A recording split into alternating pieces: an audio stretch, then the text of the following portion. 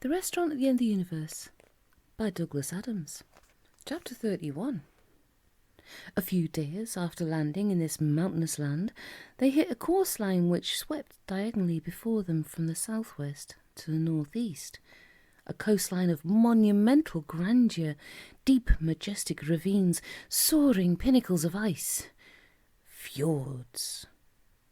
For 2 further days they scrambled and climbed over rocks and glaciers, awestruck with beauty. "Arthur!" yelled Ford suddenly. It was the afternoon of the second day. Arthur was sitting on a high rock, watching the thundering sea smashing itself against the craggy promontories. "Arthur!" yelled Ford again. Arthur looked to where Ford's voice had come from, carried faintly in the wind. Ford had gone to examine a glacier, and Arthur found him there, crouching by the solid wall of blue ice. He was tense with excitement. His eyes darted up to meet Arthur's. "Look!" he said. "Look!" Arthur looked. He saw the solid wall of blue ice. "Yes," he said. "It's a glacier. I've already seen it." "No," said Ford.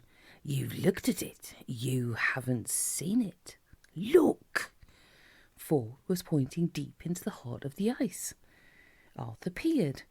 He saw nothing but vague shadows. "Move back from it," insisted Ford. "Look again." Arthur moved back and looked again. "No," he said and shrugged. "What am I supposed to be looking for?" And suddenly he saw it. "You see it?" He saw it. His mouth started to speak, but his brain decided it hadn't got anything to say yet, and shut it again.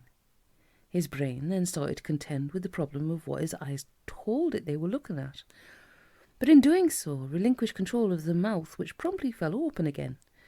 Once more gathering up the jaw, his brain lost control of his left hand, which then wandered around in an aimless fashion. For a second or so, the brain tried to catch the left hand without letting go of the mouth, and simultaneously tried to think about what was buried in the ice, which was probably why the legs went and Arthur dropped restfully to the ground. The thing that had been causing all this neural upset was a network of shadows in the ice, about 18 inches beneath the surface.